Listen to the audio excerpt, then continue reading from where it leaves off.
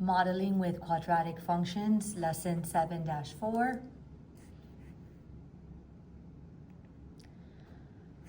Using quadratic functions to model area, a company offers rectangular pool sizes with dimensions as shown. Each pool includes a deck around it. If Carolina wants a 15-foot wide pool with a deck, how many square feet will she need to have available in her yard? So part A, write a quadratic function to represent the area of the pool and the deck. So the width is represented by x, the length is represented by 2x. We should know that area of a rectangle is length times width. Since there's 4 feet of the deck surrounding the pool, we have to add 8 to the length and to the width. Doing FOIL, 2x times x, 2x squared, and then the 24x comes from your outer, 2x times 8, 16x, 8 times x, 8x, combine them together, 24x, and then your last two terms, 8 times 8, 64. So the quadratic function f of x equals 2x squared plus 24x plus 64 can be used to find the area of the rectangular pool. Anything that deals with area is going to be a quadratic function because the highest exponent, highest degree is a 2. Next, to find out how many square feet she would need for a 15-foot wide pool, we're now going to add 15 to our x value. So 15 squared is 225 times 2 is 450. So that's our 225 times 2 is 450. 24 times 15 is 360. Added to 64, when we combine it together, 874. So she would need 874 square feet to build a 15-foot wide pool with a deck of 4 feet surrounding it. Now you can pause for your try it. Suppose the length of the pool in example 1 is 3 times the width. Remember that our width was x. So now we would have a 3x plus 8 because the deck stays the same and the width is x plus 8. How does the function that represents a combined area of the pool and the deck change? They just want what would be the new quadratic function. So 3x times x, 3x squared, 3x times 8, 24x, 8 times x, positive 8x, 8 times 8, 64. So your a would change and your b would change. 3x squared, combine the 2 in the middle, positive 32x plus 64. So this would be your brand new function.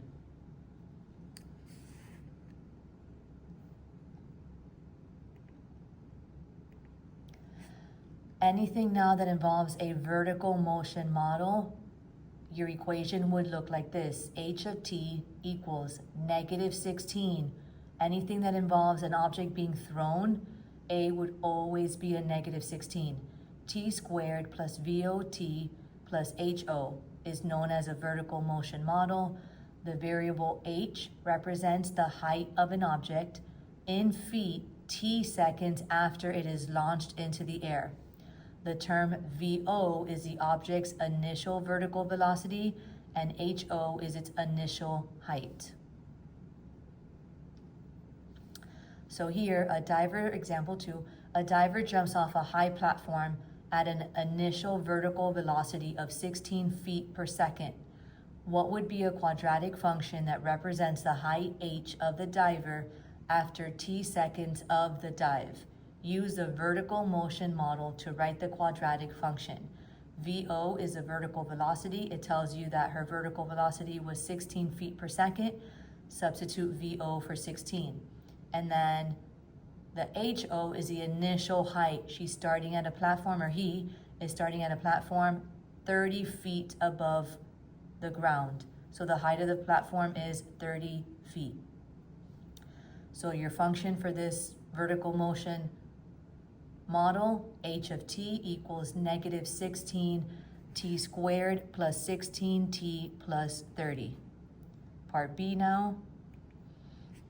How many feet above the platform will the diver be at his highest point?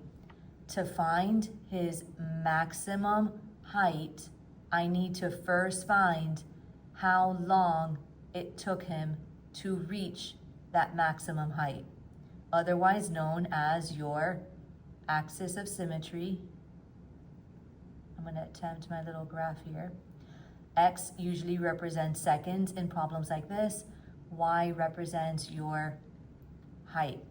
So in order first to find how long it took him to reach that maximum height, I have to use my axis of symmetry formula. X equals negative b divided by 2a. A is negative 16, b is positive 16, and c is 30. So x equals negative times positive 16 divided by 2 times negative 16. A negative 16 divided by a negative 32. Negative over negative is positive.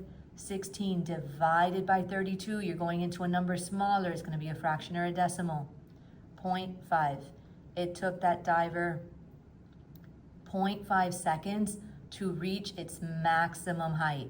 At 0 seconds, he was at 30 feet.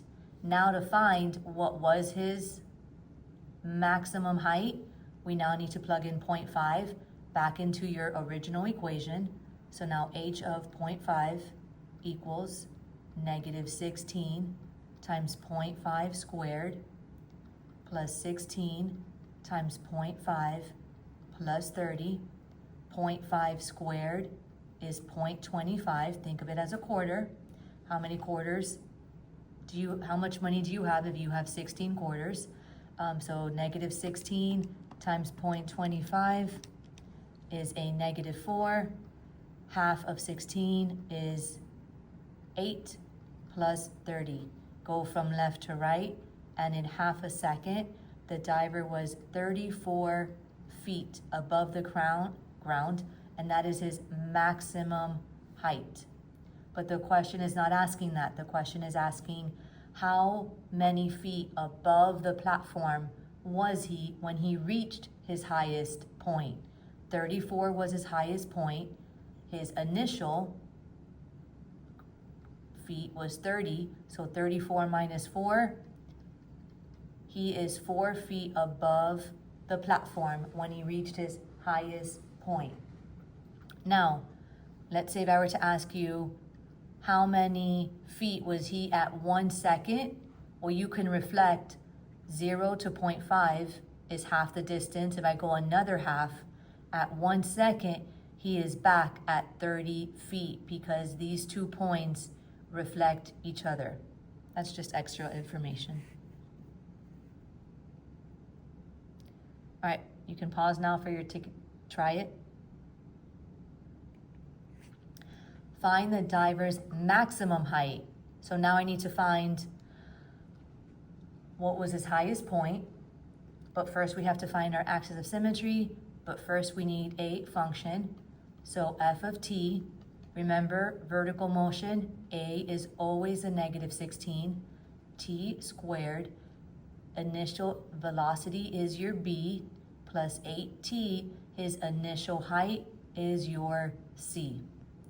So x equals, using axis of symmetry, that will give you your seconds, negative 8 divided by 2 times negative 16, so negative 32, negative over negative, positive, that is a fourth or 0.25 seconds. So this diver will reach his maximum height at a quarter of a second. But the question is asking, what is his maximum height? So now we gotta plug in, let's make it h of t better, because h for height. H of 0.25 equals negative 16 times 0.25 squared plus 8 times 0.25 plus 20. So 0.25 squared is 0.0625 times 16 negative is a -1. 8 quarters is $2 plus 20. So in a quarter of a second, this diver reached his maximum height of 21 feet. So that would be your answer to this problem.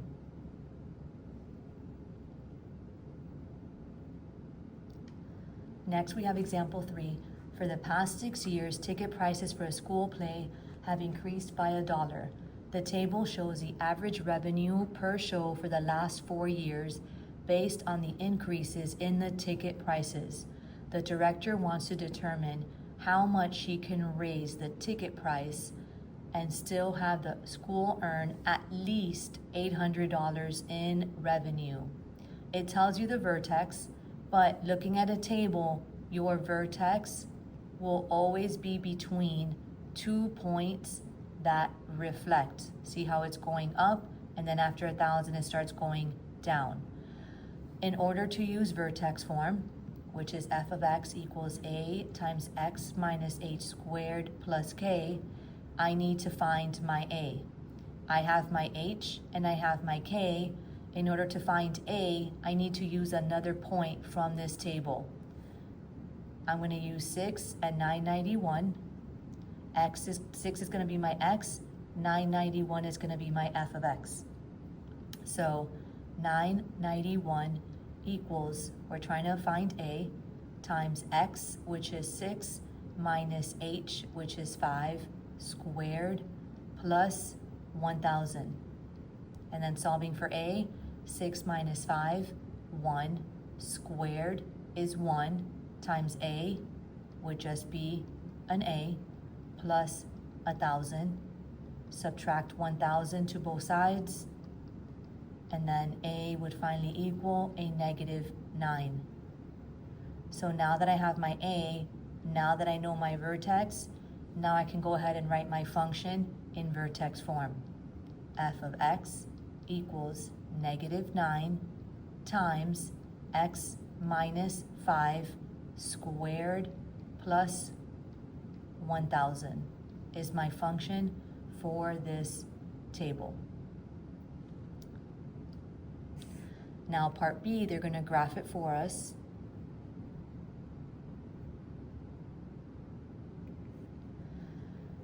Graph the function and determine the greatest integer x value with a y value greater than 800.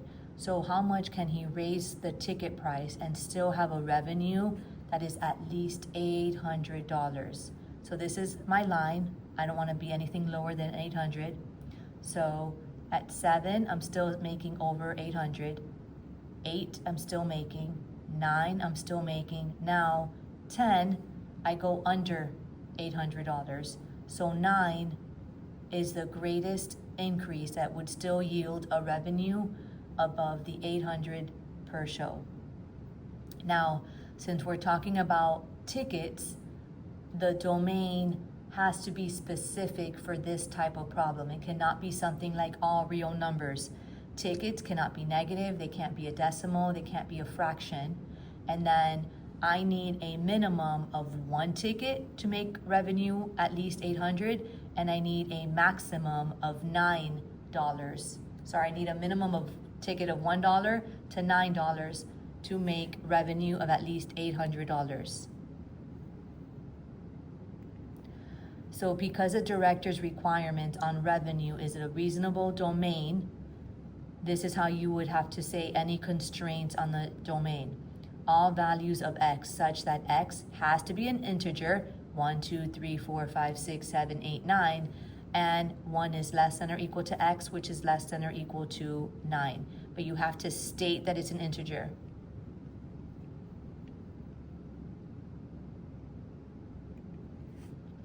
Next, you try it. Jordan sells jewelry online. Monthly revenue varies as a function of the single price that Jordan sets for all pieces. Use vertex form to create a quadratic model for Jordan's monthly revenue. So again, using vertex form,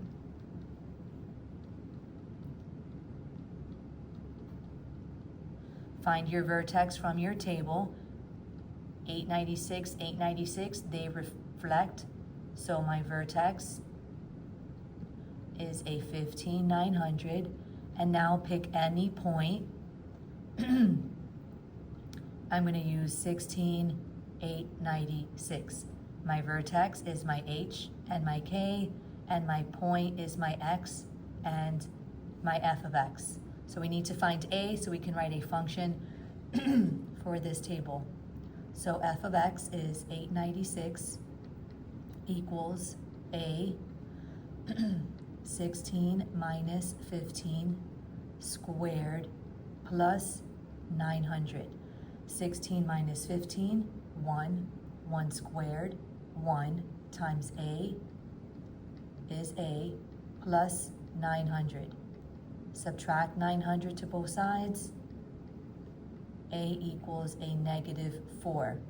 Once I have my A, and now get your vertex and write it in vertex form. So f of x equals negative 4 times x minus 15 squared plus 900.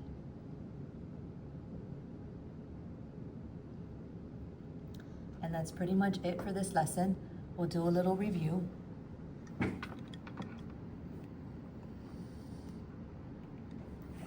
Here's a concept summary. Again, anything dealing with area is going to be a quadratic function. Vertical motion model, A is always a negative 16. Initial velocity is always your B, that's next to your T. And HO is always your initial height of the object that is being thrown or launched. Here's a do you know how.